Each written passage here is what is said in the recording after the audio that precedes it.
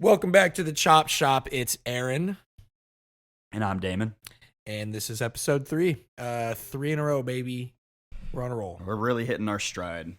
How you doing today, man? How have you been the past couple days? Anything sports related, non-sports related? I'm gonna get into some extracurriculars. So Extracurriculars, okay. I know you did something fun this weekend. So. Yeah, I went camping. Tent camping to be more specific. And Did you make coffee in like a pot over the fire? yes. Like actually? Yeah, straight up. Oh, fuck that. How was it? It was all right. I think the worst part Well, that's is less fun. tent camping. And I'm a side sleeper. And my hips are bruised from sleeping on the Oh, ground on dude. my side. But no, it was a lot of fun. I got some good exercise in, got some beers drank. You know how it goes. Basically, anytime I like tent camp, I wake up with a migraine. So like, yeah. I'm gonna try it next time I actually do it. I mean, one of these days I will because Asia loves wilderness camping and all that. So like, I'm gonna make sure to bring my really nice like square pillow and everything, and then bring like maybe a sleeping mat so that I can try to enjoy it a little more. Because I love being in the outdoors and like hiking and then like swimming and doing like cliff jumping and stuff and kayaking, and I love that shit. But I don't like sleeping outside. I get that. Not my thing. I do fully get that. But yeah, my weekend was pretty good. I went and saw a concert on Friday. I got to see Under Oath, Rise Against, and Papa Roach, two of which are my favorites.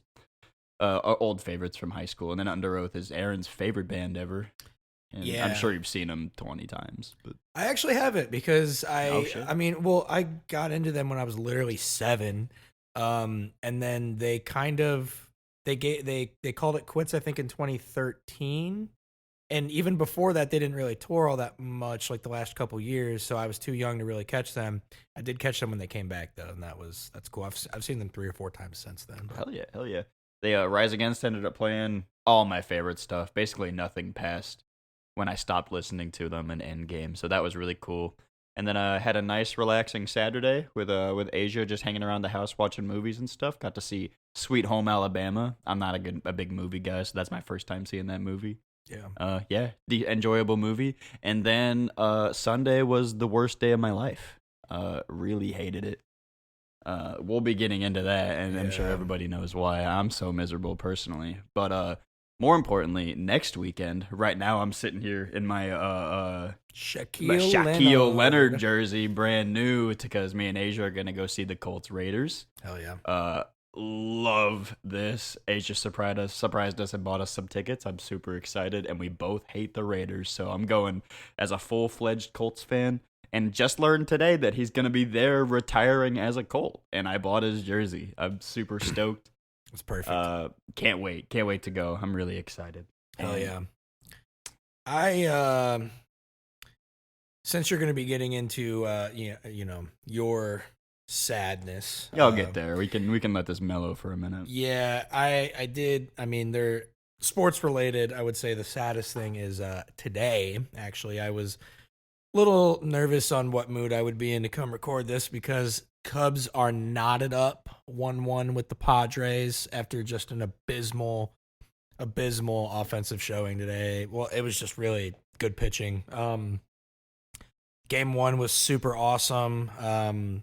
I mean, it wasn't super awesome. Back-to-back jacks, man. Back-to-back jacks. I was that at work nice. when that happened, but I saw your text and I was like, yes, maybe they're going to hit the over. They did not. They did not. But that's okay. But I mean, one more chance tomorrow, I guess. Oh well, I mean, yeah, a baseball first of like 2 of 3 series is weird to me. they've only been doing it a couple years, and this is actually the first time that a home team won game 1 and then lost game 2. It's the first time since they've started the best of 3 format in the wild card. I'm not in a great mood, but I'm not like fully out, Right, because I mean, obviously, one game won. One game away from moving on, man. Yeah, we both are. One thing I do like about home field advantage in the wild card is all 3 games are in Chicago. So still going to have that Wrigley Field advantage. Let's hope PCA can actually do something, man. He's been abysmal so far. Ian Happ hasn't done anything either.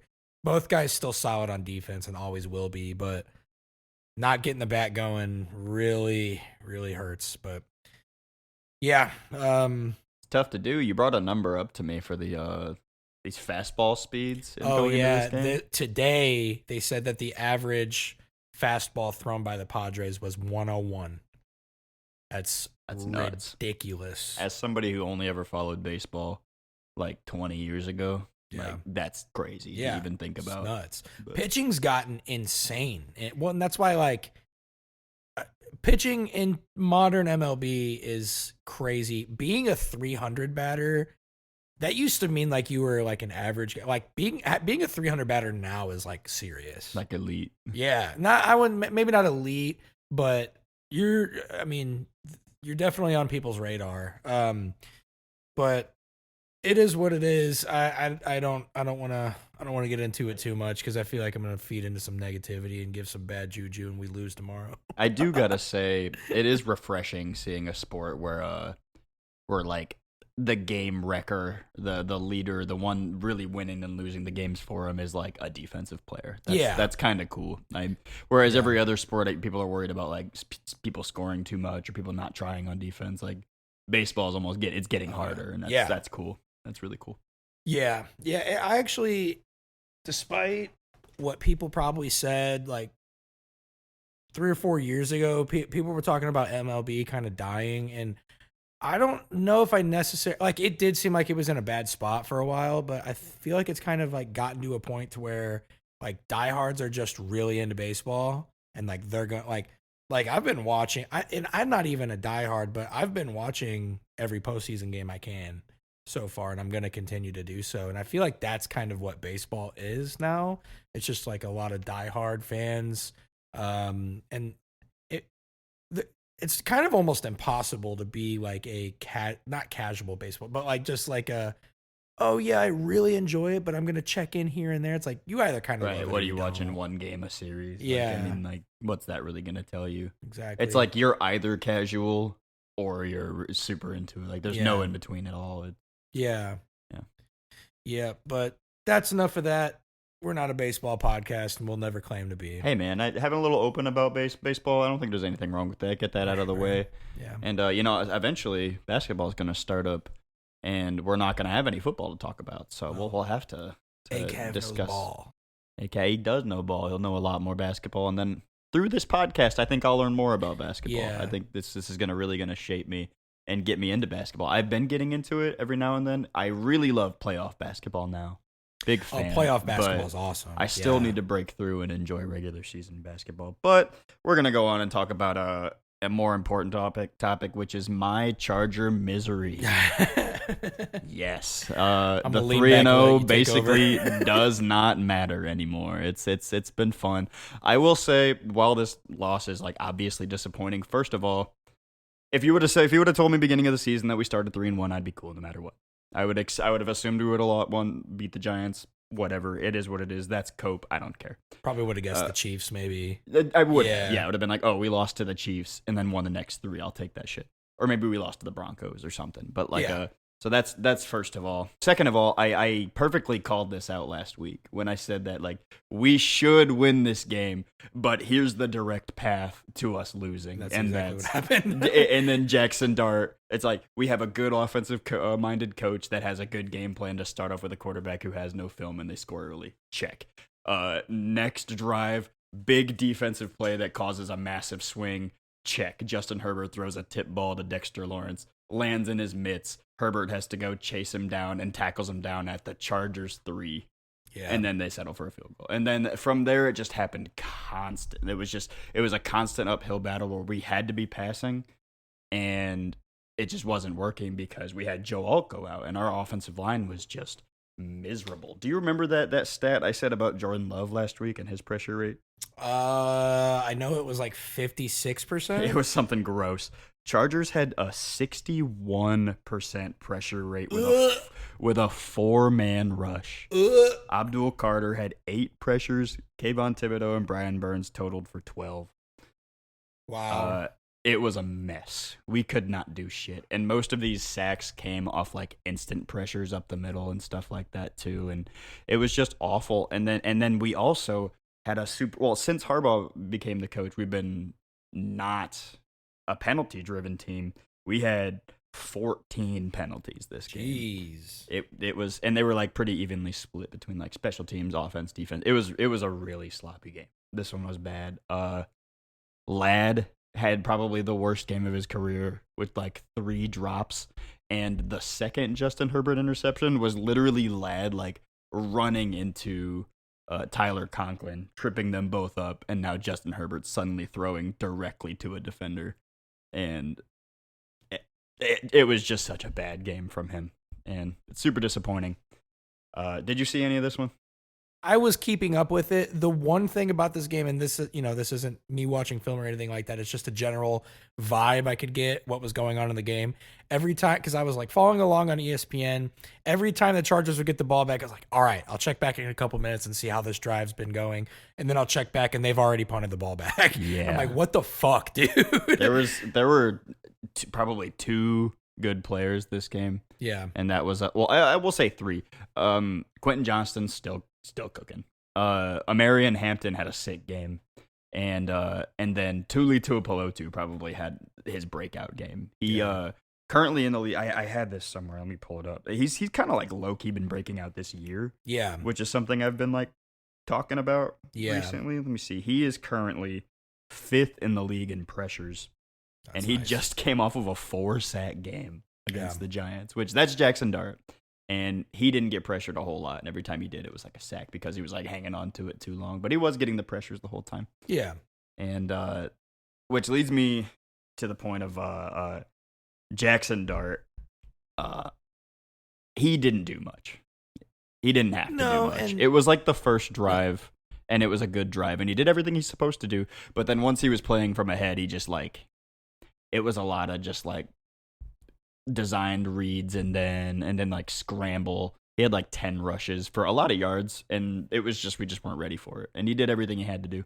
So like nothing against him. He just didn't really flash anything. He had like one really good throw where he was like throwing like a dig across the middle, and I was like, fuck, that's actually pretty good. But yeah. And then he had the run, but he kind of just ran a straight line. The bigger story, I feel like again, it's the pass rush, and then Scatabo was a big part of this one. Yeah. And I was really expecting people to be like, oh, look how good Jackson Dart is. They're really not saying that. No. Like that narrative is surprisingly dull right now. Nobody's talking about that. People are just so hype about Scatabo that they don't even want to talk about Dart. I saw a tweet that like took the words right out of my mouth. I haven't gone on record to say this, but as soon as I read this, I was like, yeah, that's exactly what I was thinking. The entirety of the NFL completely overthought the Cam Scatabo thing when drafting. Yeah, I just completely overthought it completely. See, like, cause I gave in because like obviously I'm just like listening to a bunch of podcasts and stuff, and like there's people's opinions that I really respect, and like basically all of them said that he just like doesn't have the burst, and like I was like, but he like clearly does. Like even if he doesn't have top speed, like what? So he's not gonna hit a 60-yarder. I really don't care about that at all. It's nice. Amarian Hampton had a big like 60-yard run today that was really cool and great, but I mean, I would rather have consistency, which he does have. Exactly. He looks good. They completely overthought it, and I think he's gonna be sick. When he was like falling, so I kind of wanted the Bears to get Genty. I knew that was never happening. I knew there was no way he's getting past Las Vegas. But then, like, when we started getting into like the second round, because he got picked in the 4th round. I think he was a 4th rounder, yeah. Which is about where I heard he was getting projected too, like 4th to day 3. Like, well, I guess that is a day 3, but when we started getting like further down the list, I'm like, dude, I would take this guy, especially because. He would be a perfect compliment to Swift, first of all. Exactly. And Swift himself just is not getting it done. No, and he never was going to. And we don't have.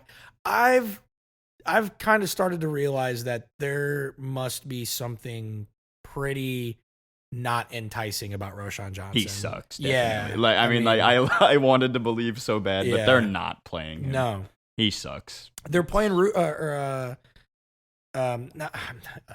Kyle Monangai. I was about to say. Yeah, he's like for sure the guy. Like and he's not even anything special either. No, he's not at all. So yeah, I think that we're kind of out on the Roshan thing, but that sucks. Yeah, do you have any final thoughts on the Chargers Giants? I I know I've been thinking about it so much. My final Yeah. thoughts on this are I'm very thankful we do these on Wednesdays. Yeah. That's my because if we did this like Sunday night, which I'm eventually gonna start a separate like TikTok channel where I do like quick takes and stuff, and then I'll really get to rage out on Sunday nights. But I'm glad that we get to do this level headed on a Wednesday. Well, and we barely talked that day too because I was busy, you were busy. It was because I was mad. Oh, I figured. I was really upset. A little extra nugget of this day: both of my fantasy teams were like 85% likely to win after this Chargers game, so I was like, at least I'm gonna win my fantasy matchups. Genty like got 32 points against me, and then Pat Mahomes got like 35 against me, and I lost Mahomes both. had an insane game. And I picked up knitting this day. I fucking suck at knitting. I did it for like 8 hours and didn't figure it out. This was a terrible day, and I was really mad. Jeez. But anyway, how are the Bears? I know you didn't see like a whole lot of it, but I'm sure you followed it here and there. And I have a couple of quick takeaways, but I'll let you talk about your team. Yeah. Glad we got the dub. Really cool. I love the fact, and I know it's just the Raiders. I don't care. Everybody told me after we beat the Cowboys that it's just the Cowboys, and then look at what they did with Green Bay. We'll talk about that later. Yeah, we will. We'll talk about that later. It is the Raiders. They're coached really well. I mean, come on. Pete Carroll's awesome. But like, it's just so crazy how we talked about how one person can't possibly take over a game, but they had one person on both sides of the ball take over the game. Seriously. And Genty was just, I literally called this after he wasn't that great after a couple weeks. Like, don't worry, he plays the Bears in a couple I knew this was going to be Genty's breakout game. I knew that was going to happen. And look at that. That's what fucking happened. It's fine. Again, we came away with the win. I'm very, very concerned with this defense. Yeah. Insanely. And I went into one player on that defense looking pretty good. Yeah. I don't know if he's actually good or if Gino just sucks balls, but yeah. Anyway. I don't know. I have a hard time even being able to like pinpoint highlights that I love because other than the first half of that Minnesota game, every other game, this defense has just looked like dog shit. Yeah, I really kind of believed, you were hyping up Dennis Allen. I was like, yeah. I mean, shit, he might really be pretty good. And we were shorthanded that game. Yeah.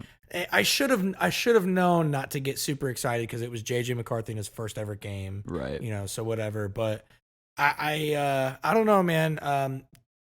The one thing I will say is Caleb's floor is rising. Yeah, I think that's true. And I do like that. Now, did he have a repeat game after Dallas? Hell no, he didn't. The Max Crosby pick, whatever. I mean, that shit's whatever. It's on the box score, but whatever. Rome. That's all I'm gonna say on Rome. Rome's awesome. He's a real like floor raiser too. I feel like no matter what you can count on Rome. He's R1 now. I think. He's awesome. He's so player, so man. much R1. He's so much R1 that Bears fans, God love them, already like, should we trade DJ Moore? We already have Luther Bird, and it's like, dude, shut the fuck. Yeah, shut we up. already have Luther Bird, and we literally. should trade DJ Moore. Yeah. I don't know. I mean, they probably could consider trading DJ Moore, but I mean, more importantly, it's because you have Luther Burden, and they seemingly really like Olamide Zaccheaus. Olamide Zaccheaus has been solid. I mean, so far. And if he doesn't work out, I mean, just do it, I guess. But I mean, I don't know. I have a hard time coming to terms with trading DJ Moore because I still think he's a part of the reason that there's a lot of belief in this offense. I don't think you can give Ben Johnson too many weapons. I don't think you can. I don't think that's possible. I think that's a really interesting way to build a team too, and I think we're gonna get into some teams like that too. I think there's a lot of teams that really benefit from just putting a lot of talent on their offense. Yeah, and there's hey, we might have a not great quarterback, but we have a mid one, and we're gonna put talent around it, and that's what they can do with Caleb Williams right now until he starts getting his footing and stuff. Yeah, I am semi excited for the rest of this season. I again, just as it was when it started, I don't have any sort of expectations. I think if we need to start tying expectations to things, we need to get out of the space of having a rookie head coach, and we need to make sure Caleb is a little bit more comfortable with everything, because it still does kind of seem. The one thing that I've noticed in this transition period is um, Shane Waldron and Thomas Brown. They didn't script anything last year. I mean, They never script. you probably could have guessed that anyway. That offense just was. Yeah. It looked like it was such a mess last year. I think the first couple weeks, Caleb was genuinely getting used to going into a game with a script. And I think that Caleb's, been known to be a guy that is kind of off the cuff. Like that was kind of the backyard football stuff in college. Yeah, that was his main game. Exactly. So now he's, I'm sure Ben Johnson has him to a point where it's like, do your thing, but like, this is what we're doing. This is the script, So he's trying to work both compartments in here. I think when he gets more comfortable with that, and like I said, it does already seem like he has been, because the floor has been raised a little bit. So that's really cool. But there's just there's a really tough schedule coming up, and that's what I am very scared about. Bears 2-2. Yeah, well, I said if we Not go bad. to the bye week at 1-3, I'm happy. I'm pretty sure you predicted 5 wins, so like we're already well on our way to an Aaron successful stamped Bears season. I'll fucking take it. And all the rest I will say is, all in all, we didn't deserve this win. If we played this football against any other team, we likely would have lost the game. But Josh Blackwell, get the statue going right now. Put it right outside Soldier Field. Like, we are normally on the other side of blocked field goals and doinked field goals. And this was awesome. He genuinely sealed this game for us, and against a good, and he doesn't have a whole lot to do with what gets blocked and what doesn't, but against a good kicker. I mean, Daniel, I very much expected him to nail that. I thought the game was over. So. I mean, yeah, I'd be in the same boat. He is one of those kickers that makes everything, but like if you block it, they can't make it. I think it was a 54-yarder. I mean, that's kind of all day for him. I mean, he that really is light work. But my biggest takeaway in this game, like, is Geno awful? Yeah, like, what happened? He went from like, okay, he makes a lot of good decisions and sometimes things just don't break his way type of interceptions, to like, now he's just making really bad decisions. Like, I watched him in 3? He had 3 picks, and like 2 of them, I think at least 2 of them were just like really bad and just like forcing, like, I guess it was like a dig that wasn't there. I think like he made Kevin Byard look like he's all the way back. I was kind of hinting at that a second ago earlier. Oh, he was because solid. He opened up with like 2 picks. I was like, bro, is he all the way back? And I like Kevin was solid last year too. Yeah, I remember he was, but I mean, but Geno, like, yeah, it's just so different now. I don't know why. He's just making terrible decisions now, and I think it's just a Raiders thing. Raiders seem like they're a little cursed right now. It's a little weird. They just can't get anything right. I think this was a weird thing for them to do, to kind of just like scrape a couple things together, like get a veteran free agent head coach that's just kind of out there. Geno's comeback season was so good, like awesome, very solid season. And he wasn't bad last year. No. He wasn't great. But it still was kind of a head scratcher to be like, are you trying to like get a quarterback for the future? What are you doing? And now it almost just feels like the Seahawks were just kind of like a good fit for him. I'm thinking so. Like, they just had coaching staff that knew what to do with him and what they wanted to do with him, and like, I don't know. And there are solid weapons on this Raiders team with Genty, with Bowers, with Jacoby Myers. But I mean, like, Geno was working with one of the best receiving cores, like in the like. Yeah, that is fair. Even when JSN wasn't anything, he was the third guy. Exactly. So, like, Yeah, no, you're right about that. I guess he did get and like those. While he does have like pretty sick weapons now, it's not the same. It's like It's not, no. like they can all fill pretty good roles, but they're not. It's just not built the same. It's not. Ashton Genty had his breakout game. Aaron saw this coming a mile away. Like 3 weeks before it Did happened. you remember Chip Kelly changing his stance? Yeah. Did you see that he switched back this game? That's. Did you see them ask Pete Carroll about it? I didn't see that. He's just was like, yeah, I think it's awesome. Basically, no way, I did see that. Yeah. He's just like, right. yeah, dude. I mean, let him play. And it his makes game. sense too. Like, I didn't really. The dude's like 5'8". Like, he probably literally needs to like see the field a little bit. Yeah. And like it's just funny. Like, I've always believed in that. Is like, don't change what's working. Like, if it's not a problem, like, don't. Like, what are you worried about? Like, you drafted him for the sick player he already was, and if it becomes a problem, then maybe you should change his stance. But until then, just leave it alone. This is like exactly what we were saying when they announced. Like were saying they this. like publicly announced that we're going to be changing that. We're It's changing his batting stance, bro. Like, why? That's so stupid. And then look, bro. I mean, again, I think we genuinely might be ranked like 28th defense right now. I know Cowboys were 32nd. Last I checked. I'm sure they're still there. Yeah, well, I think there were a couple teams in between us. I know we were like 28th or 29th. Like, so I'm not like, and I'm kind of throwing my own team under the bus here. I'm not saying that, this is going to be sustained from here on out, but he's shown that he can do it in the NFL, and he really hadn't so far this year. Yeah, no, I mean, this was a big game, and of course it happens the week I'm against him in fantasy. Yeah.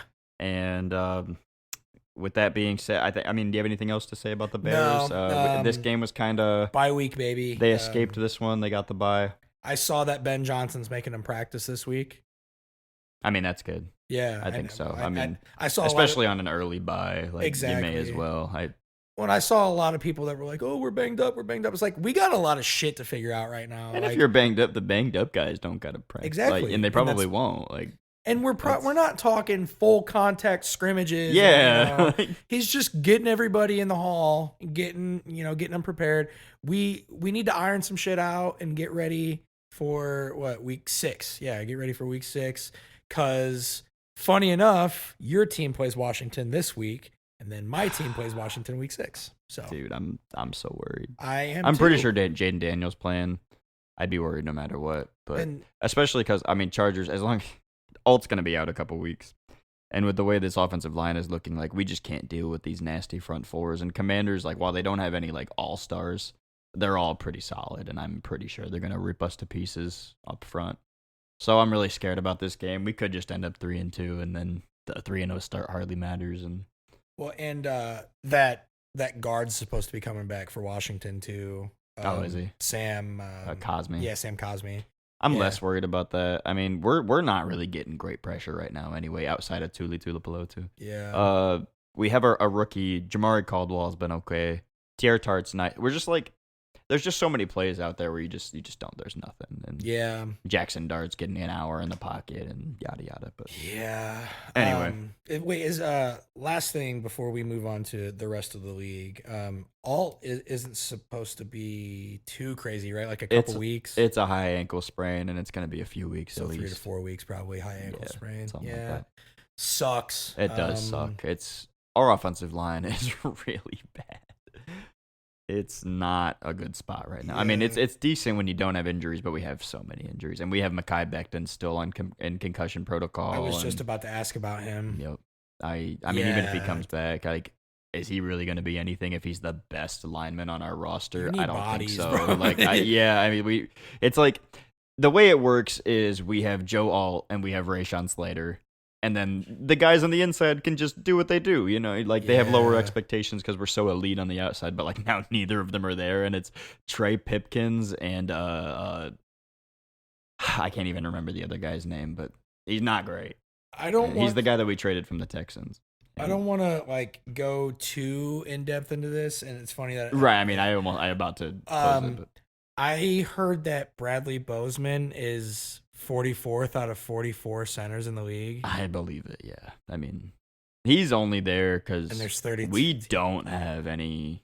We just don't have any other guys, and we went after a couple in free agency, and we got like I don't know. I don't remember these names. We got the guy from the Raiders who was like a backup or something, and he had like an okay season, but he's not starting over Bradley Bozeman now. So, yeah, it's rough out here.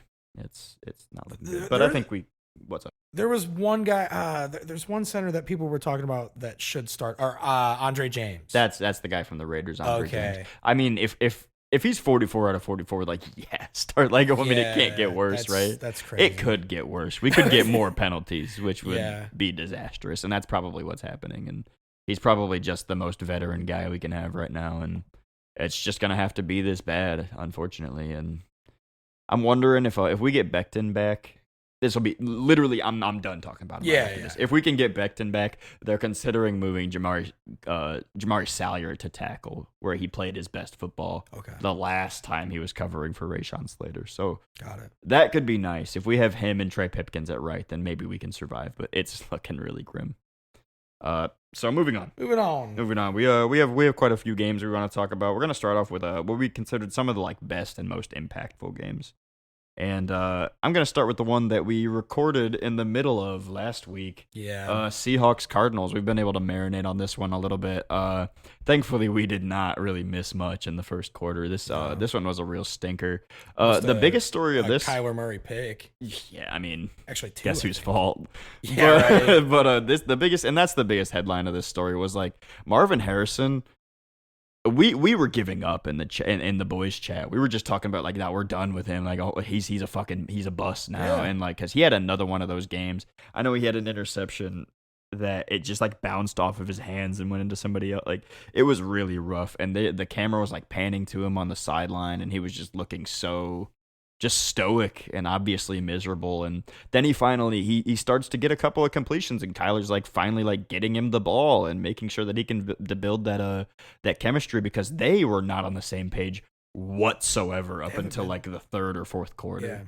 And then he finally caught that touchdown and doubled over and was like obviously very emotional, and then looking like he's like crying because it was such a big moment for him. He had like his own full-blown recovery in this game right after like having the worst moment you could have. And you know what? I'm not going to lie. At the end of the game, I was immediately kind of upset that happened, because I benched him. Yeah, I mean, what did you get, like 13 or something? 14. Okay. And like, which is tough, I came around on it though. I was just like, he made it pretty obvious early on in this game why I benched him. He had that nasty drop the week before, and I saw that, and it just wasn't doing good. And I said, you know what, that's it.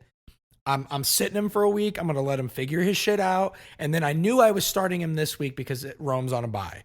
So I was like, all right, maybe he can figure his shit out, and then we'll get him back. And then it looks like he did. We can hope.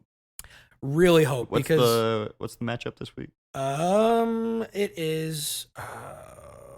I don't actually. I think it's Carolina for some reason. No, I don't feel like that's right. Let me see here really quick. It's Tennessee actually. Oh, that's money. I knew it was a lower tier team. That's nice. Yeah. So I'm starting him again this week because Rome's on a bye.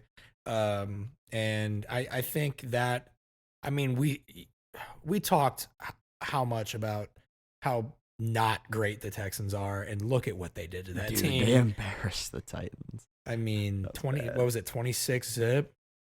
It was something like that. Yeah, 24, 26 zip. I mean, and then you see what Cam Ward said? Dude, I'm gonna keep it a buck. We ass. That was amazing. Like, yeah, you're not fucking wrong. That's like literally the only story from that game.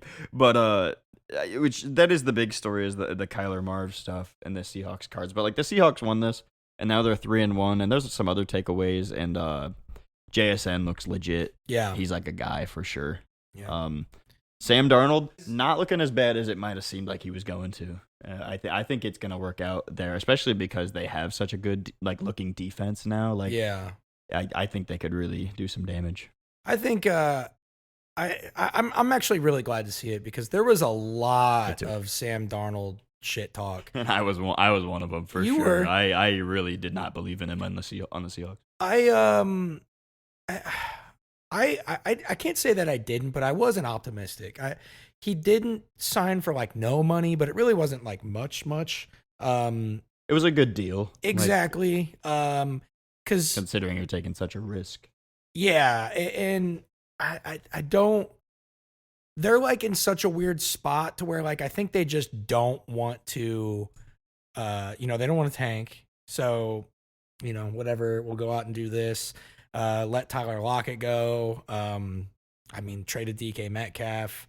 But like you said, though, I mean, JSN's looking like a very competent one. Yeah, no, I mean he's awesome. I really liked him coming out too. That draft class is turning out pretty nice, especially now that Quentin Johnston's finally a guy. If he Like, can continue that, it's going to be crazy. But yeah, so Seahawks looking pretty good. Cardinals, they had a couple. They already had the James Conner injury, and now I don't. You see that Trey Benson is going now to IR. also hitting IR. Did they say season ending, or is it just the 4 weeks? They just said a couple weeks. Yeah, and I'm hearing that they're going to be starting. That they might be starting the other guy, Michael Carter, and then giving DeMarcado like the third down snaps and stuff. I say give that dude a shot, dude. man. Seriously, I picked up DeMarcado, so like selfishly, I think so too. But like that's just what I heard is that they see him more as like the primary back if you're using like a 2-back system. They don't see DeMarcado as that kind of a guy. But they don't really give a. Oh wait, Benson underwent surgery for a meniscus injury. Yeah, it's 4 to 6 weeks. That's not nothing. That's quite a ways away. Yeah, but, I mean, especially when you're talking about their 2. Like, I mean, that really sucks. Speaking of Cardinals injuries, Will Johnson's hurt again too, which really sucks because he started off looking like a steal, and here it is, injury problems like people predicted. And yeah. You got anything else on this one? I know you were like heading home by the time this game was on. Yeah, but I watched the whole thing. I will say, and I credit to the commentary staff that were there. They were dogging on this team really, really bad. And to their credit, it looked bad. And then also to their credit, when they came back, they said, you know what? We were counting these guys out. They played with heart. They brought it down to the wire. Seahawks did kind of give it to him in the a end, little bit, but come on, man. Ruining my jackpot bet for Marvin Harrison last touchdown. I was so mad. Dude, that kick that didn't make it to the landing zone. Dude. Oh, my God. How do you feel about this? Because I really enjoy it, personally. I like more dynamic. Like, it matters. We have to watch it. Shout out my dad. He'll never listen to this, but he was mad when I started getting, like, I got him back into football because, I mean, he was a Bears fan. He was a football fan through the 80s and then stopped watching because why the fuck would you watch the Bears? But he started watching football and hated the kickoffs, and then they changed it to the new format, the one last year, hated it, and then now he hates this one even more. It's like, okay, well, what do you want? I think it's nice that they're doing something with it. But do you want kickoffs to be useless? Is that what you wish for? And then when you make them useless, then people are gonna complain about that. It's like, just move it to the 20. It's like, do you want that to happen? I think it's really cool, and it makes it really important. And people are like, oh, you get like 1 yard off, and suddenly you give away the field. Like, no, bro, aim for the 10. Like, why are you missing by 11 yards? That's like, just kick it accurately. But they're trying to get that like bounce so that they can hit it and bounce in the back of the end zone. It's like, get to the 20, and you can still earn the 20. And I think it's great. I like the change. We can probably move on to the next game. Another situation that I like low key called out on the show last time, and it was Cowboys Packers. Like, this was perfectly teed up for a Micah Parsons revenge game, and they allowed 40 points to the Cowboys. Like, that, crazy. What do you guys say on this one? Yeah, I don't fucking care what anybody has to say, and as much as I hate the Cowboys, I have been consistent on this. Dak Prescott is a good quarterback. I agree heavily. All I have to say on that. I wavered on Dak for probably like 2 years of his career, but other than that, I've always had faith in the guy. I think he's good. I'm not gonna make a comment on top 5, top what. I'm not. All I'm gonna say is there's so much polarity with him for some reason. People say he's awful, all this stuff. That is Cowboys bias. I truly believe in the Cowboys Dak bias. Prescott it haunts players for sure. Oh yeah. Yeah. CeeDee Lamb's actually the GOAT. They just find a way to make him not. No, I'm just kidding. It never really got to Micah though. That's what's funny about that. Everybody always kind of was just like, yeah, he's good. yeah. But this game, I only saw like half of this, like because I mentioned earlier, I was so pissed off. I saw half. Me and Asia turned this into a drinking game where we would take a drink every time we heard Micah Parsons get named on the game, and it was a lot, I will say. But by the time I like went to bed, they weren't saying it anymore because he just like they weren't doing anything. Like they were just moving the ball, and this was just such a Dak Prescott like statement game too. Yeah. George Pickens in this one was awesome. He finally looked like the receiver that like I personally have been saying he should have been for a long time now, and I think everybody we talked to agrees and says that he always had it, and he was just on the Steelers and they were dealing with like Kenny Pickett and shit. And man, if they can develop this chemistry while CeeDee's away and then CeeDee comes back and like is just like the slot guru, this could be a insane offense, and we could start seeing like Dak Prescott MVP conversations. Yeah, you brought that up when we were just talking about it a couple days ago. I mean, as long as they're not like awful, I mean, people genuinely wanted Joe Burrow. They have to make playoffs. I mean, that's a given. And, yeah.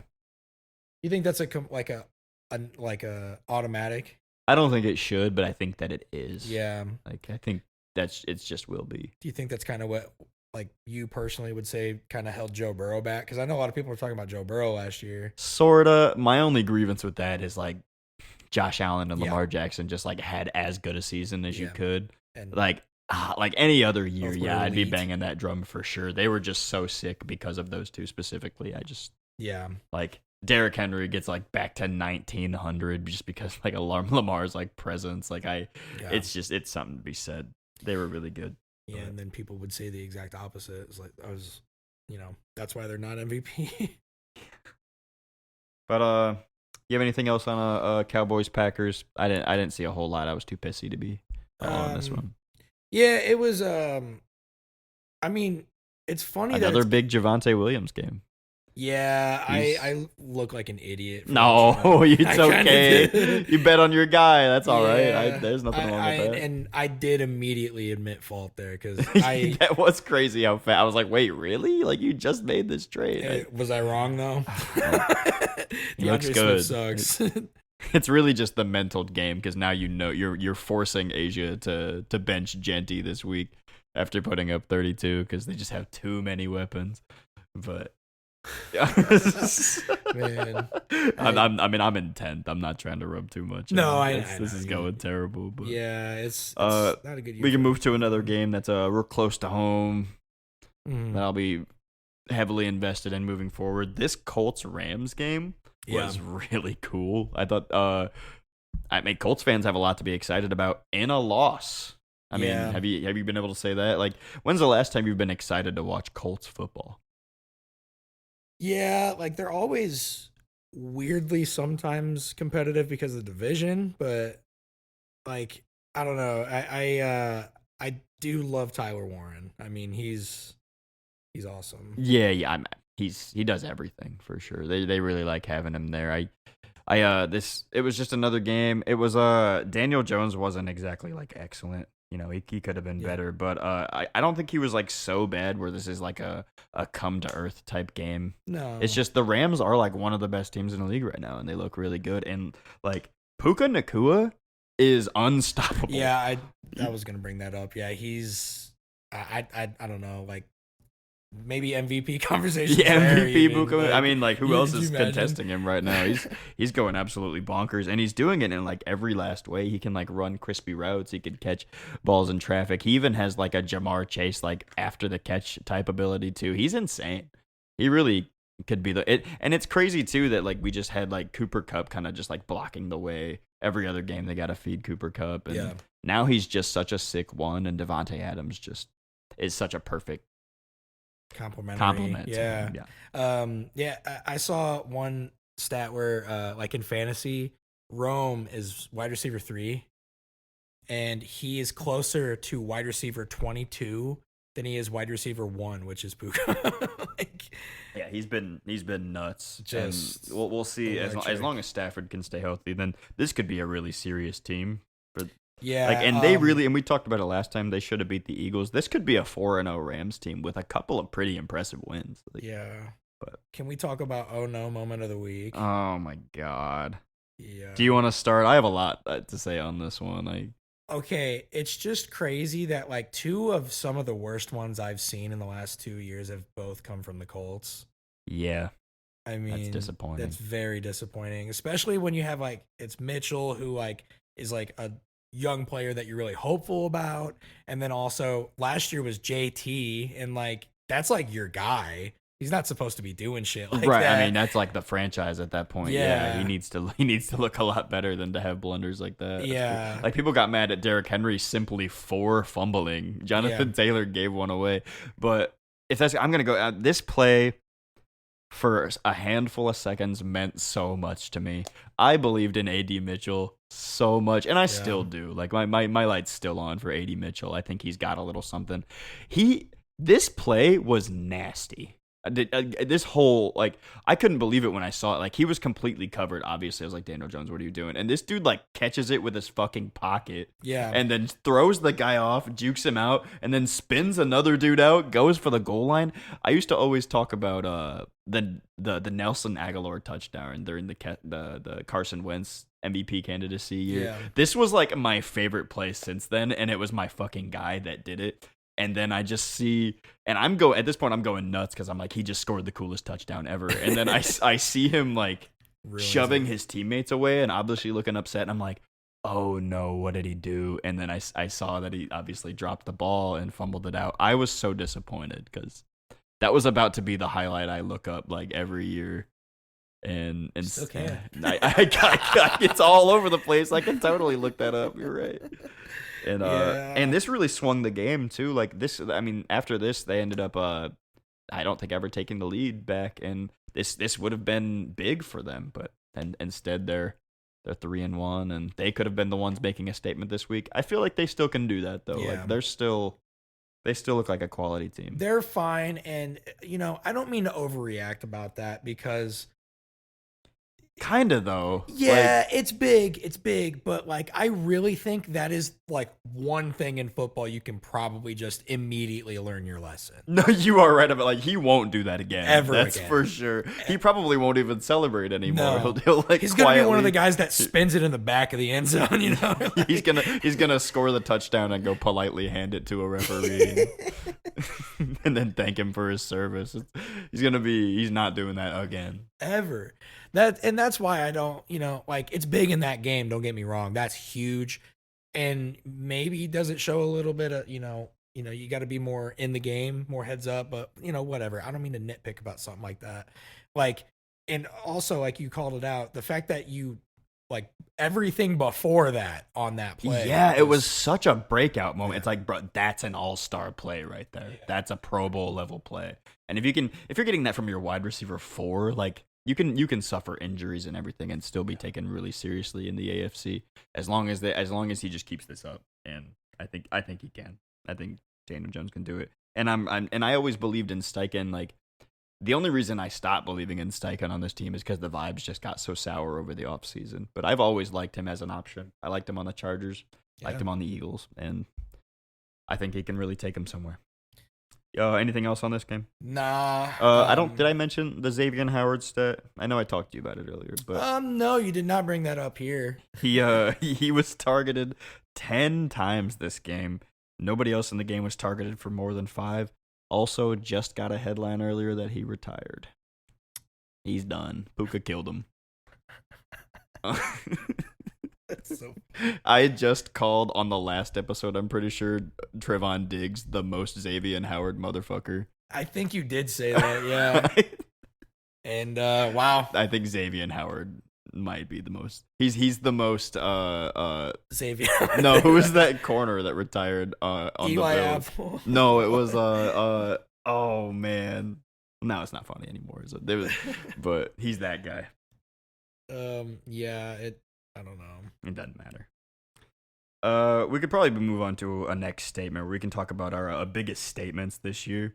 We mainly have two because we already discussed one of these. Dak Prescott, Yeah. I'd like to hope shut down a lot of doubters here. Like the Packers defense isn't like super elite, but like it was being billed as such. And he's down his best weapon and can still do most of the games throwing to Tolbert and Cavante Turpin. And so we can. Do you have anything more to say on Dak? I mean Ferguson. Yeah, he's nice too. Yeah, he's tight end 1 right now in fantasy. I'm pretty sure. I have had him for the last 2 weeks. I picked him up because I started with Njoku, but that wasn't going well. But we have a couple other two teams, and they are the two returning champs, the Chiefs and the Eagles. We thought made a biggest statement. Which one do you want to talk about first? The Chiefs. I mean, that's huge. They already look so much different with Worthy back. Yeah. They lost him first drive against the Chargers, and they've just looked like the worst offense ever. And he really added something. Like it was the injured ass Ravens. Like they're missing like everybody at this point, but it's still though like they're still looking a lot better and a lot more explosive, and they're still having Rashee Rice come back later. They might be scary by the time he comes back. Did you see Ronnie's video? Video? Stavros Halkias, I put it in the chat. I think I saw it. It was the V's for Vendetta messages. We are anonymous. We're gonna put weird stuff on your computer if you don't make the Ravens good. Roger Goodell. Oh my god. Oh, dude, I have to watch his video every week, especially because they've been losing. He's just been killing. Since we're talking about that game, I said last week that they weren't like that concerning if they lose, but oh shit, everything bad happened at once, and now they're really concerning. Like it does not. I mean, Lamar's hurt now for a few weeks. Can you believe that people thought he checked himself out of the game? Yeah, that was so crazy, so lame. No way. To even think that he would do that. That's not Lamar.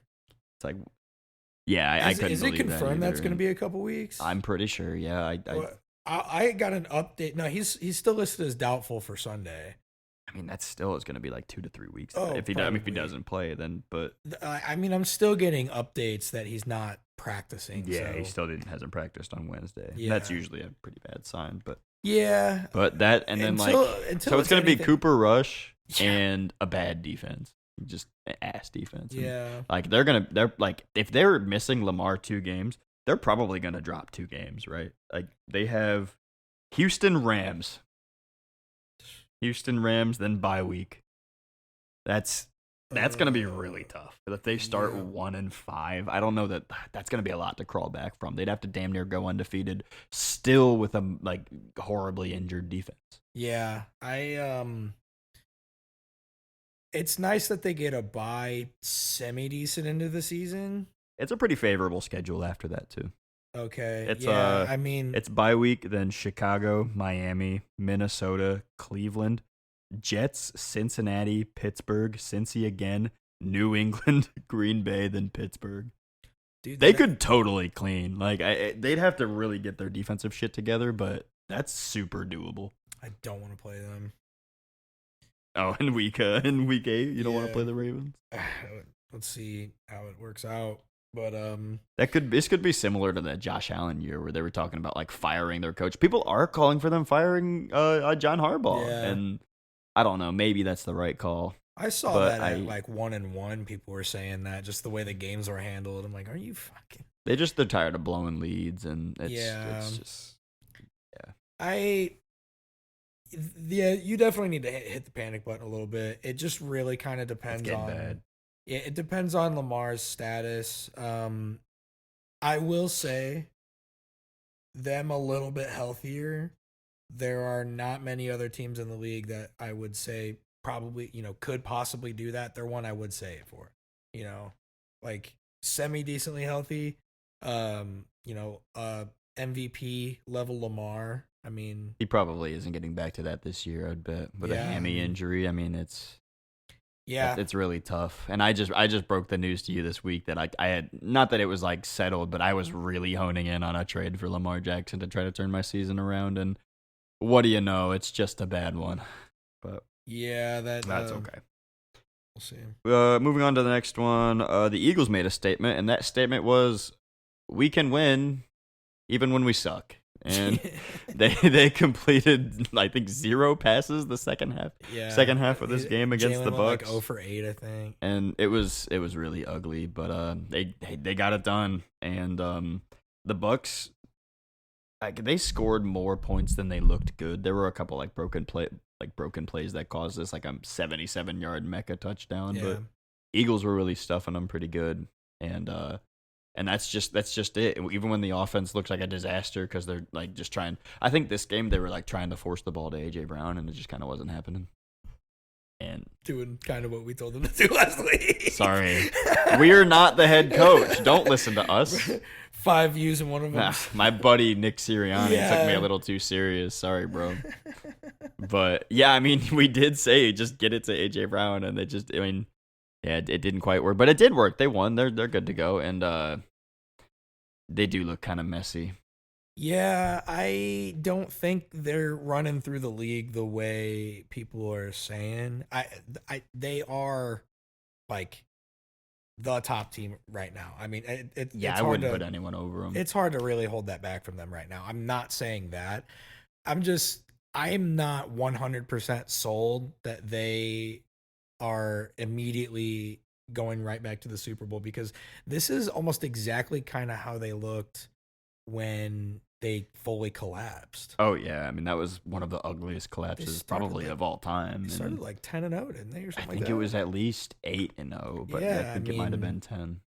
It was that dreadful game of the Niners, and yeah, we'll see where that goes. I mean, that's not me trying to make that prediction, but this is a good win though against the Bucks team. Oh I think yeah, is good. But did you see Bucky was in a walking boot? I did not see that. He looks like he's going to be out a few weeks as well.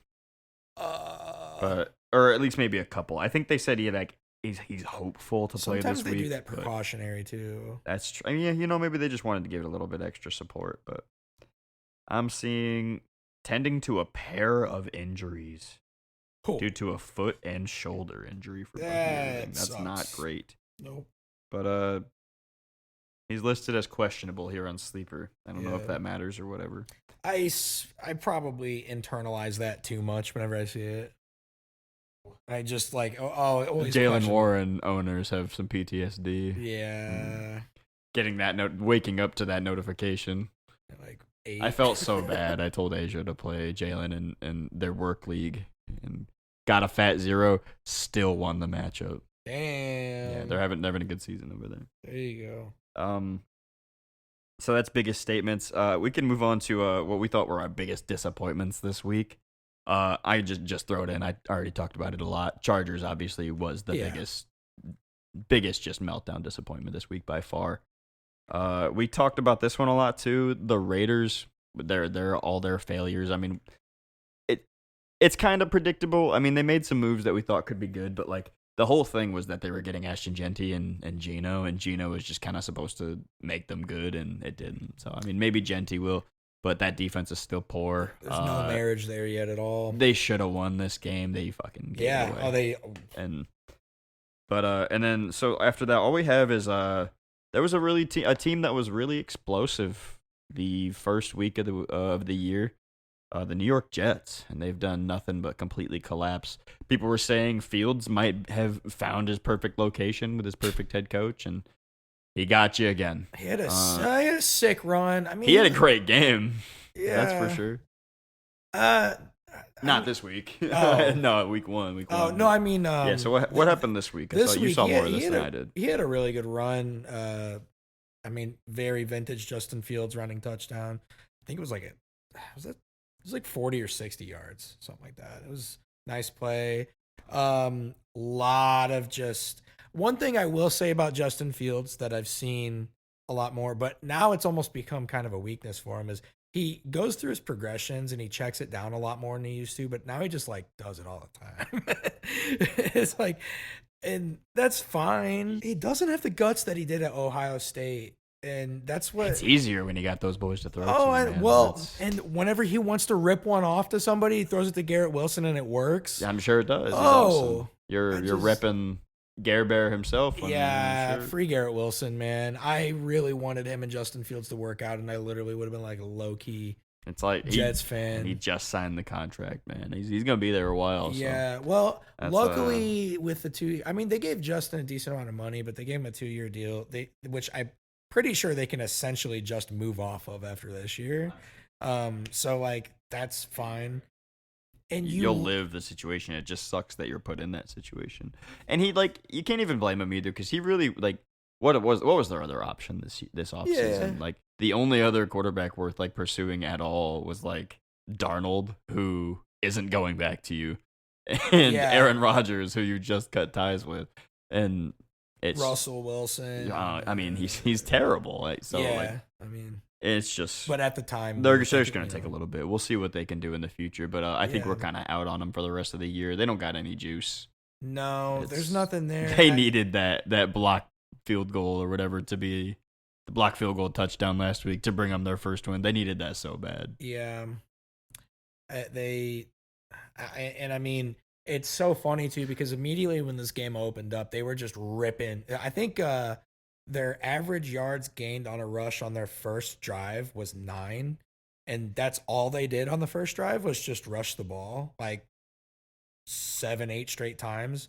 Braylon Allen dives into the end zone and fumbles he fumbles the ball right on the 1, and then I forget who scooped it up, but it's just oh my god, that's messy. Yeah, I think it was Minka that picked it up actually. Maybe. And then Dolphins just. It's kind of a new low when you lose to these Dolphins. Dolphins just played the most fucking mediocre football I'd ever seen in my life. The Tyreek-less and Darren Waller just dunking on the Jets they did. Week.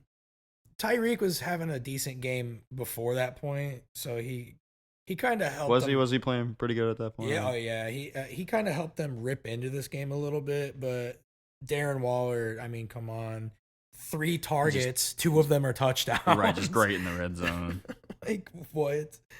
I mean, I don't know. It was such a weird game because I was rooting on I had a Garrett Wilson anytime bet. So, and then that fucking Tyreek left 6 of 67. Did you see that OPI he got called for the first touchdown? I didn't get to see it. No. Dude.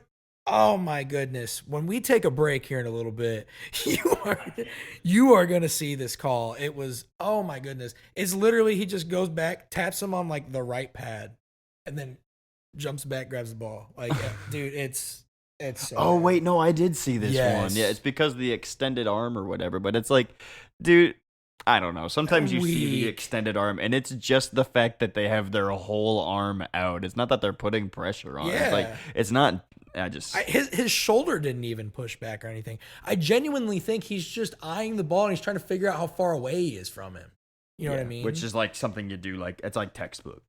Playing the ball. I mean, you don't have to push, and he didn't push at all. It was That's just a bummer. That was a bad one. And then I was like, oh my god, my bet's cooked. And then he ended up catching one later, so it was fine. That's good. Yeah. And then I turned that game off, and then was gonna turn on the Broncos game, and that was not good either. That also was our biggest disappointment. Yeah. Not that we expected anything more, but no. You have that as the late game. Did anybody watch this game?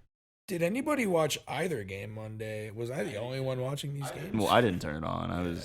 I still had some hangover, pissy moods about it, and they didn't seem like good matchups at all. So you didn't miss shit. Is that all you want to? You have anything else for biggest disappointment? Is there anything else you're disappointed in? And I don't mean to just jump back on my team. I am a little bit disappointed that we had to turn this into an ugly win because there's a lot of question marks going into the bye week. Winning the turnover battle and such, you kind of like this to be a confident win that doesn't rely on a block kick. Yeah, I mean, it sucks that we genuinely let one defensive player kind of run us. I mean, that's I mean, I actually almost think we all just had it, they all had it in their heads going into the game. But I don't know. It is what it is. If the Raiders win this game, Max Crosby like makes his stamp for Defensive Player of the Year. Yeah. Like, but instead it's just an afterthought. But like he was just wrecking the game by himself this game. He was a monster. If that's all, then we can move on to our next section, panic button. We've already talked a lot. We have a handful of teams on this list, and we just want to know whether or not we think it's time to panic and for what reason. We're not going to hang on these too long. We're going to rip through them. First off, Tennessee Titans. Cam Ward says they're ass. How do you feel? Listen to him. Yeah, he's right. He knows, bro knows ball for sure. Yeah. They're absolutely ass. And like the biggest selling point this year was supposed to be like the offensive line because they have this guru offensive line coach. Yeah. It looks terrible. It's banged up. They need to move on. The only reason you shouldn't be panicking because it's actually a very easy decision, and it's fire the whole staff and move on. Yeah. Good. Yeah. All right, moving on to Baltimore Ravens. Yeah, I think I literally, when we were talking about this, I said hit the panic button. This one's obvious. Yeah. For all the reasons we said, they're horribly injured. They're about to play with Cooper Rush. They don't have the weapons to support Cooper Rush. Not really. This might be a new low for Derrick Henry. We'll see. Or that could be the worst horribly aged take of all time. Yes, you should panic if you're the Ravens. You're 1-3. You're probably going to lose the division, though. If you're 1-3, regardless, you probably should. You're probably at least panicking. Your hand's at least hovering above the button. Especially when even me and many other people this is like their Super Bowl pick, and this is how they're starting, and everything's just getting worse. Yeah. This is I don't think this is like a panic button. I think this is a break glass in case of emergency type panic, where it's like there's still like a prayer here, but bro, it's gonna be a long shot. They gotta go undefeated for the last 11 weeks of the season to do anything here. I think it entirely almost depends on Lamar, what timeline it is to get back, and how well is he gonna be when he gets back. Still banged up, Carolina Panthers. Bryce Young sucks again. What's the deal here? We panicking? Anything look good? Yeah. Any inspiration? Any hope? Any prayer? No, I think I almost feel like Panthers fans might even be past the panic button at this point, because it's more of the same shit. And I'm not even talking shit. I'm a Bears fan, Right. it fucking happens. This one kind of sucks. Yeah. I mean, no other words to really say about that. They do have the Dolphins, Cowboys, Jets in their next three. It'd be nice to get a winning streak going. If you get 2 wins in that, I think that's a good way to maybe rebound here a little bit, because you are in a weak division. But yeah. And Ted McMillan, sick. Oh yeah, he's awesome. He's as advertised. At least they have that. And Jalen Coker's coming back in a couple weeks, and he actually looked nice too. Yeah. Maybe they can get something going there. Xavier Legette is not a football player. Yeah. He's terrible. It's a huge disappointment. I wanted him to be good so bad. That would have been one of the most electrifying personalities in the NFL if he would have worked out. I drafted him last year. I wanted to, but Cleveland Browns, you got your new quarterback. Are we panicking? I don't even want to talk about the mime bullshit, dude. Yeah, dude, we won't, in fact. We'll be bigger than everybody's talking about it. We're talking about Dylan Gabriel. Yeah. How was Harold Fannon's fantasy outlook with Dylan Gabriel? I mean, clearly you didn't love it. I did not. I did not love it. I kept him in my other league. We'll see how that goes. And I do like him. I got to make changes, so I made changes. Dylan Gabriel, in the preseason, it kind of looked like he sucked. I heard coming out of training camp that he sucked. I don't know. They played Joe Flacco for a reason. He's probably terrible. We'll see how this goes, though. But again, last week, I said Jackson Dart could have been good, or at least good enough to win with a sick defense. Browns got that sick defense. Maybe Dylan Gabriel kind of has some tools, but he does kind of suck. So I'm not going to lie. I genuinely think they're literally doing this just because of what happened with Jackson Dart last week. I mean, I could see it for sure. I mean, Flacco's been terrible, but anyway, panic, no. I don't think you... Division's super winnable. You have 2 different bites at the apple on a rookie quarterback, potentially. That's so crazy that we're considering it winnable for the Browns. Yeah, I mean, I wouldn't say panic button yet, and you still have Stefanski, who is a good coach, unlike some of these other teams. I think you already had such low expectations that you don't really panic. There's no panic button. Yeah, Like you already knew. exactly. People were aiming for 5 wins. Yeah. Anyway. Raiders panic button. Yeah. Yeah, a little bit. I think you expected a little bit more going into this year as a Raiders fan. It, I mean, you're not immune to this. You've been feeling this, but it just sucks that so far you really have seen no such marriage of, this.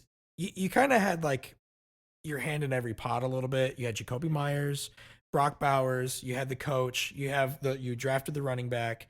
Gino was supposed to be at least decent, and it's like none of it's really coming together to form a consistent offense at all. They keep talking about Tom Brady. When's he gonna change anything, dude? Yeah. Like he's supposed to be like I keep hearing him brought up about he's gonna change the culture now that he's partial owner, and it's like they still just look like a mess. I'm gonna say no on panic button.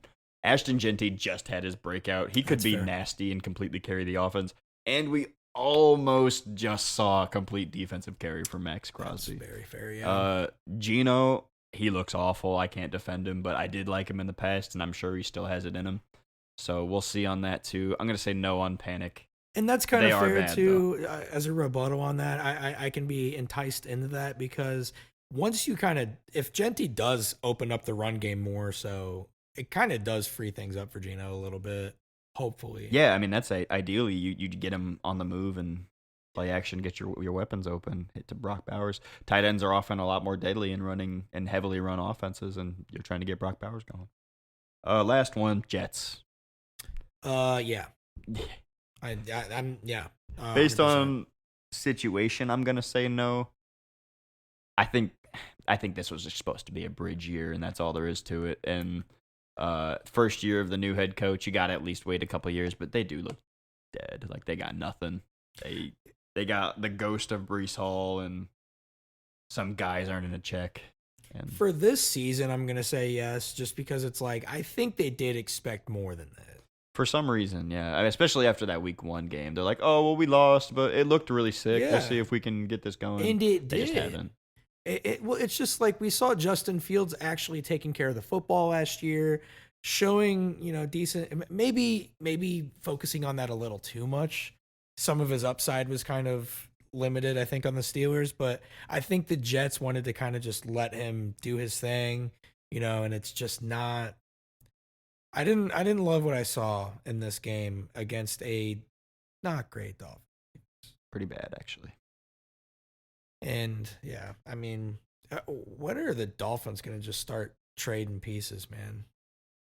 I don't know. I don't know how many of their pieces are that valuable. I guess Dolphins really should have been on here, but Dolphins. Do you think we should hit the panic button for the Dolphins? I mean, they look awful, and they're entering an era where they probably could move off of a head coach and looking more like they need to. Tyreek Hill's out for season, and say what you want about that, but he was a big part of their offense. And yeah, I think that we're at another one where it's like the expectations were pretty low.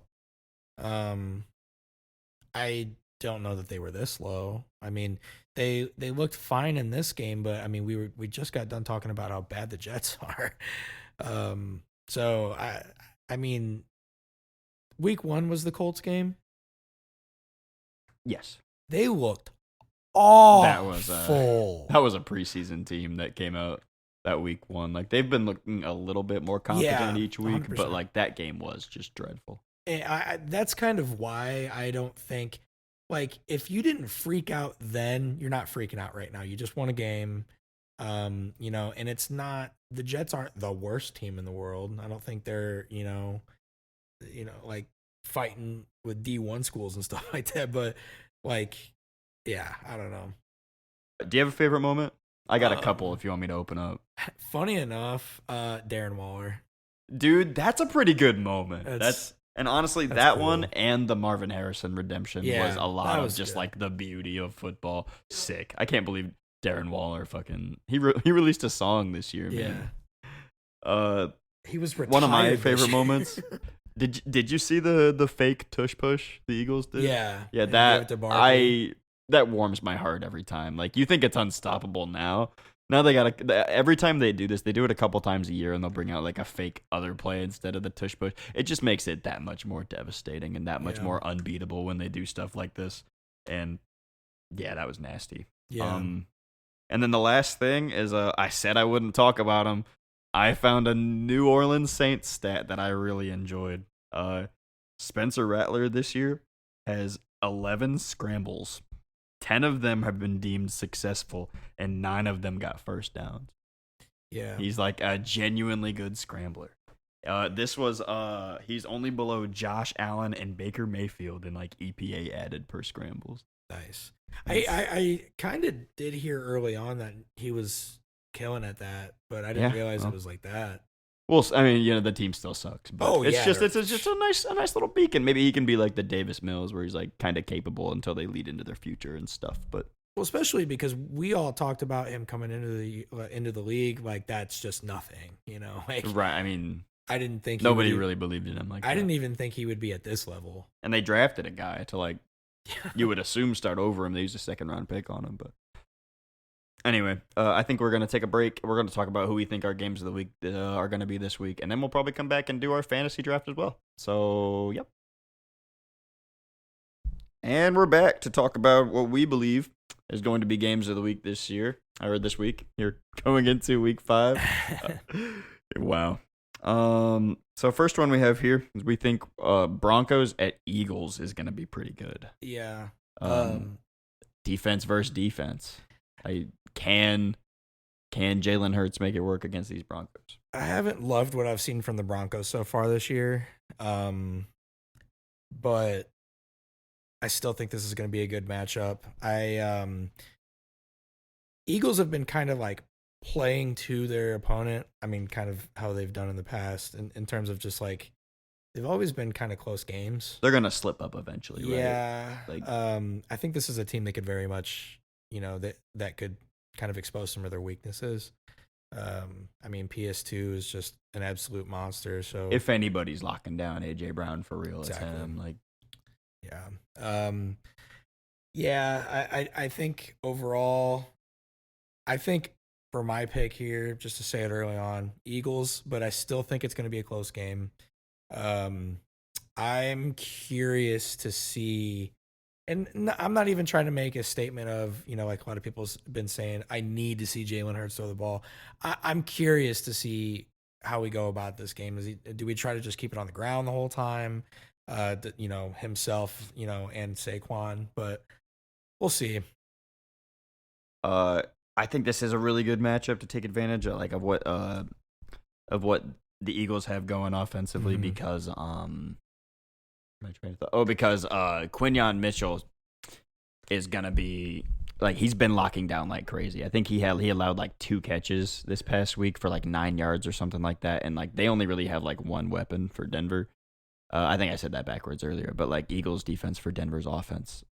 Cortland Sutton's been sick, but I think he could get locked up by Quinyon, and then what do they have after that? Like, are they really gonna roll out with like Troy Franklin or Marvin Mims, and then? Are either of those two guys going to take advantage of like the Eagles' weak second corner? I just don't. I don't think so personally. But one thing I did kind of see open up last week with the Broncos is J.K. Dobbins had a really good game. He's been really good all year. Yeah, but like this last week, I think it was over 100 yards. I bet him like I think it was like plus odds to get like 80 yards or something or 70 yards. I can't remember what. It just felt good because it was the Bengals, but yeah. But they've been good, and they always were like a good run blocking team too. So like, especially when RJ Harvey started to not look like anything, it's easy to see why J.K. Dobbins started taking over because he was great last year too, and basically is great every time he's on the field. And I think this like I said, Eagles kind of play close to their teams, so I think this is going to be a tight one. I do think Eagles take this though. I think so too, and I think the defense is going to be too gross. And it's in Philly, right? It is. I believe it's in Philly. I do believe it's in Philly. Yeah. So I think they take this, but I think slim margin too. It is in Philly. These fans are going to be terrible. Oh yeah. And we'll see if Bo Nix can hang. Moving on to the next game, we got Buccaneers at Seattle Seahawks. I think the Bucks made a pretty good statement last week, playing them pretty close, even though it was a little bit hokey here and there. Uh, Seahawks also got a pretty good win over the Cardinals, who don't seem like they really got it together. I don't think the Seahawks have had the greatest wins this year, No. but this could be a good test for them. They are at home; they don't got to play in that hot Tampa weather. Yeah. How you feeling about this one? I saw a lot of, regardless of how the game ended up, for three quarters, Seahawks were dominating. I mean, like that defense was just holding them to nothing against the Cardinals. And like you said, Cardinals probably don't have it figured out, a whole lot, but I think they're a solid team. I mean, obviously we picked it for one of the games a week, but I think it's just going to be a good matchup. I just think the Bucks are a more figured out team. Yeah, they know their identity a little bit more. So I think they'll take this one. Yeah. Is Wirfs on his way back? What's his deal going on? I don't know, actually. I was just thinking back to playing Madden. Madden. Yeah, I'm not sure. Tristan Wirfs limited to open week. Okay. Oh, limited to open week. Okay, so he's practicing. If he plays, that could be really helpful for him to. Yeah, I know they get a lot of pressure and. Yeah, I mean, we'll see. I think both are pretty good coach teams. Yeah, that's true. I Seahawks look promising. I don't know that anybody can necessarily cover JSN, but I don't know that anyone can cover Mecca Egbuka. Hopefully, hope he cooks. But who you picking here? Who's your pick? Oh, I pick Bucks. You pick Bucks. I think I'll take Bucks too. At Seattle, I mean that's a big thing, but I think Baker's got the heart, the grit to get him through the Seattle fans. Lastly, we got Commanders at Chargers. I do not feel great about this one, personally. Yeah. Especially because I think Jaden Daniels is looking towards playing this week. If it was Mariota, then maybe we could figure it out. But I mean, we also were really weak against scrambles last week, and that's like the one thing that Mariota has at this point. And yeah, we kind of touched on this a little bit. I'm kind of scared for the Bears to go against the Commanders week after you guys do. This one's gonna be. I mean, you're gonna see that clip probably 100 times next week. Oh yeah, 100%, 100%. When I saw that this game was on the schedule, I knew that was gonna be a thing. But you this game, a big part of it does kind of come down to whether Jaden plays or not. I mean, absolutely. I mean, but Chargers kind of took a gut punch yesterday or last week, and I really hope they can kind of recover from it. I saw that Justin Herbert over the last 2 weeks has been hit 26 times. That's been rough. That's not. I mean, that's just not a winning formula, and he can't continue to get banged up like that. I mean, let's just be real. I mean, that sucks. So if Washington can find a way to expose that, I mean, we just saw somebody in their first start last week when, I mean, Mariota could definitely pull him to a dub. That pressure rate I said earlier, the 61% against the Giants 4-man front, that was actually 66% against Denver's 4-man front as well. So yeah, that could really easily kill him. They could keep hitting Justin Herbert. Like he only has a couple games a year where he has like this elite pocket like where he's just like obviously overcoming a terrible offensive line and just gets out of them. And he's already had one against the Broncos. I just worry if we're just gonna have another down one where we're gonna have to play from behind and we're gonna get another 12 rushes with our tantalizing rookie. And I have bad vibes for this one. I think we're gonna lose. And I'll take Commanders here, even at Chargers with our tremendous home field advantage.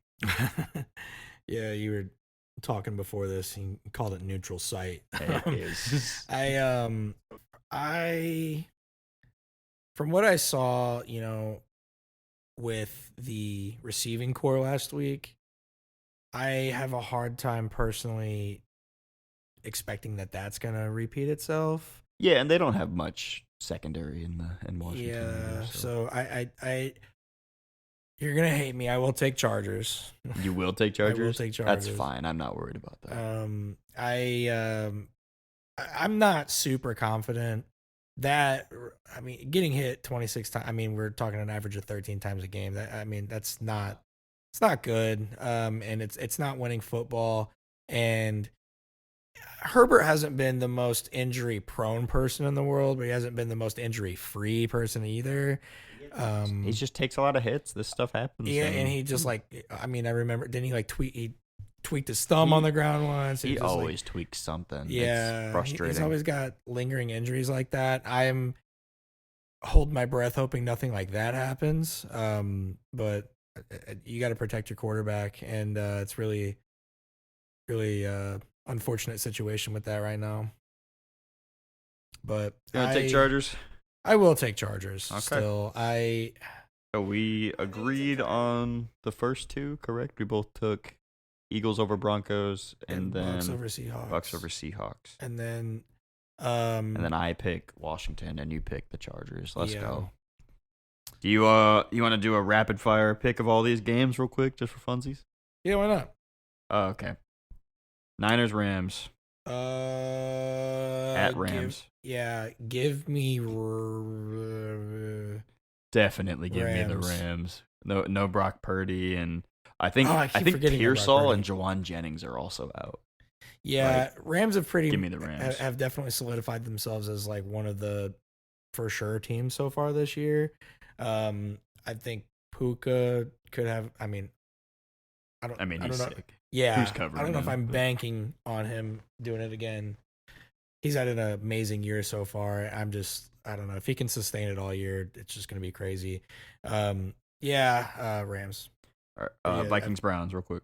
Oh yeah, I forgot we were rapid fire. Yeah, it's all right. Vikings. Also give me the Vikings. No shot Dylan Gabriel can withstand the Brian Flores stuff. Texans, Ravens. Texans. Easy. Cowboys, Jets. Cowboys for sure. Dolphins, Panthers. Panthers. Give me the Dolphins. Okay. I'm feeling frisky. Jalen Waddle's going to do it. Okay. Giants, Saints at New Orleans. I still think Giants, the Giants. Yeah, for sure. Raiders, Colts. I'ma be there. Colts. Colt up, baby. Yeah. We're beating they ass. Colts by $2 billion. We already said Eagles over Broncos. We already said Bucks over Seahawks. We already said Cardinals over Titans. Yeah. Lions, Bengals. Lions, yeah. Bills over Patriots. Yep. And then this one almost made games of the week, but I was a salty bitch and didn't want to talk about it. Chiefs at Jacksonville. Chiefs. I think it's going to be a very close game, though. God, I want to say Jags so bad, but Chiefs. The Jags, like, I didn't get to hit on them because I had a segment where I was going to talk about them, it just didn't fit in here. And they were horribly sloppy against the Niners and barely escaped with this win. I don't know. Give me the Chiefs. They're gonna get it right.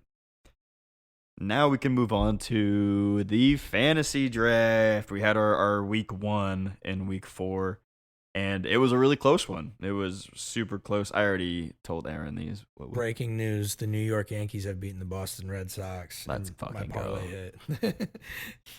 Not every day you win $15. Oh boy. Yeah. So moving on to the fan. Do you want to do? I feel like it's more fair to do loser picks first, but I already mentioned him the score. I'm looking it up right now. I got 127.68. Aaron got 125.62. I take the first win. Our player of the week is Puka Nacua with 36 points. Oof. Went absolutely bonkers against the Colts. I think it's only fair to keep this balance that loser picks first. Would you like the first? You can decide. Loser gets to decide. What do you want? Do you want to start doing snake? No, we shouldn't do that. No, we'll just do back. I actually feel like home base picks the rule We recorded Damon's house. You pick first. Have No, okay. All right. fun. I did leave it in your court. There you go. You didn't want to make that decision. I got you though. Okay. The pick is in. The pick is in. I feel like a bitch doing it just because. I mean, Oh, I think I'm taking Puka. That's a smart decision. Yeah, I mean, and I'm not simply doing it just because, he was the MVP from last week. I don't even know if I'm fully expecting that. He's just been so solid all year. I know I'm going to get at least a baseline good number. He is rapidly strengthening his offensive player of the year case. Like, I don't know I don't think there's anybody near him right now. No. Like, he's in his own stratosphere. Everybody after that's like tied for fifth. He looks crazy. I don't. That's a great pick. Thank you. Fuck off. Give me Jahmyr Gibbs against Cincinnati this week. Yep, that's a good pick, and I'm happy you brought that up because No. my fantasy team. Oh, because he's on your team. Yeah. No, I just wanted to make sure that you were conflicted all week. Oh, yeah, that's fair. You're like, no. Fair. Are we? Yeah. We're also against each other in fantasy this week, aren't we? Yes, we oh, are. Oh my goodness. I'm gonna be 1-4. So crazy. That's beyond crazy. Oh boy. I'm gonna take Derrick Henry Really? Ooh. against Saucy. Houston. That's Sorry, I sit a little away from the mic a little bit. Reason I say elaboration on that. Yeah, no Lamar. You're They're gonna gonna get run the fed. ball. He's gonna get fed like crazy. I don't believe in this Houston team at all. They made the least loud 20 plus point shutout ever in NFL history last week. Yeah, nobody they got a shutout and nobody cared. Nobody said a word about it. I don't care. Give me Amon-Ra St. Brown. Ah, god damn it. I really almost didn't. That's a good one. I was thinking that way too. The one thing I was nervous about with that is like genuinely them getting too far ahead. Yeah, that's why I wanted to take Gibbs. Like, I was thinking Yeah. about Amon-Ra to start off, but I was like, oh, dude, like, Gibbs could just rip off a couple long ones, and then suddenly they're not even throwing to Amon-Ra. Yeah. But I feel like this is going to be one of those step-on-the-throat games, though. That's very fair, yeah. Yeah, and then I'll actually immediately just throw up JSN. Okay. Who's that matchup? They're playing, the Bucks? Okay. Yeah, Okay. Well, I just think that's going to be a close game, and, I think all facets of the offense are going to be in play the whole time. So, yeah, give me JSN. I could see that. I'll take James Cook. I'll run him back again. That's good. That's actually where I was kind of leading to. And I'll have an immediate counter, Jonathan Taylor. That's what I figured, man. Yeah, That's who I was debating, man. Genuinely between those two. So we both went dual running back, dual wide receiver, and then now we got flex, tight end, quarterback. Oh, I still have another wide receiver spot available. Oh, you did. That's right, you did. So you have your flex gone.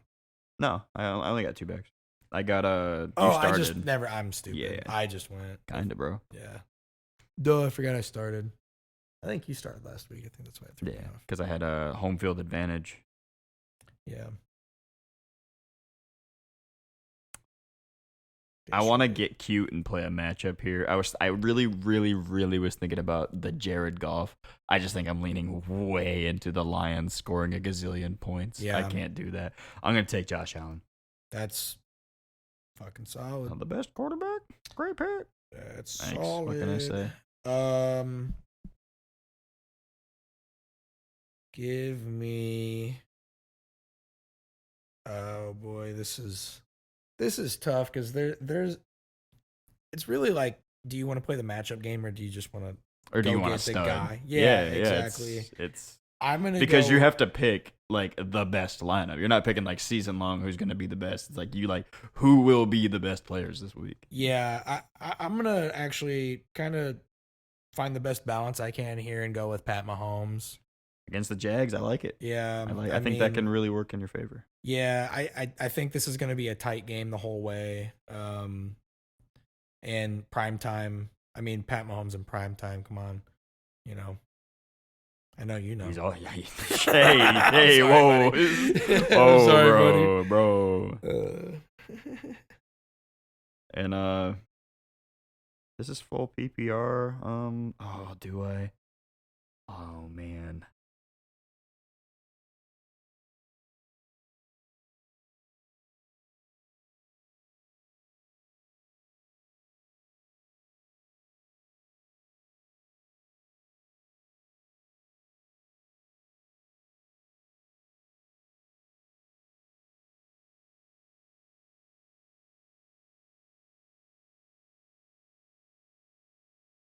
Give me a Garrett Wilson flex. Fucking Jesus! I stole the man. Actually, that's my second receiver. Actually. Yeah.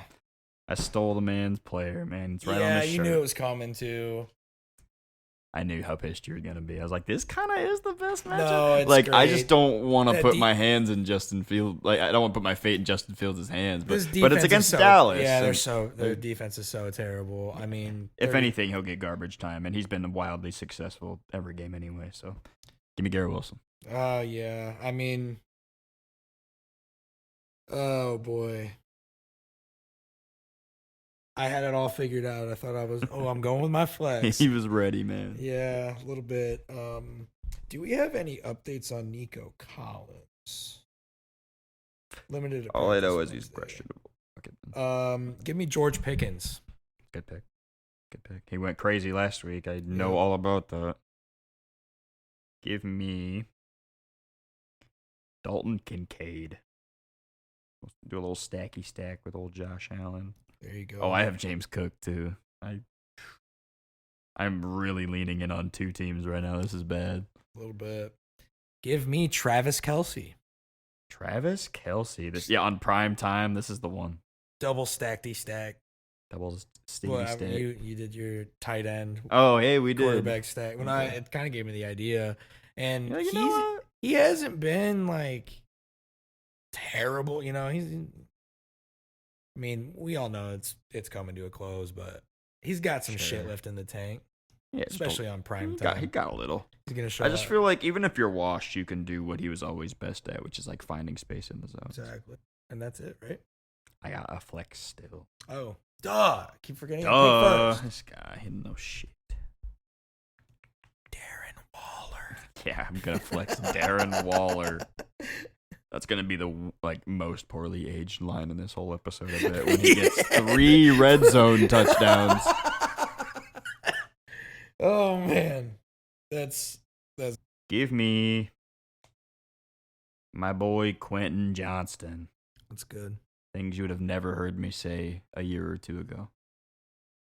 Yeah, that's and that should fill the team. I got Josh Allen, Jahmyr Gibbs, James Cook, Amon-Ra St. Brown, Garrett Wilson, Dalton Kincaid, Quentin Johnston.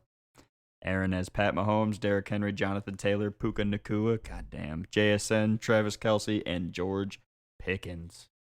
We'll have to come back and see if he can even up the scoreboard.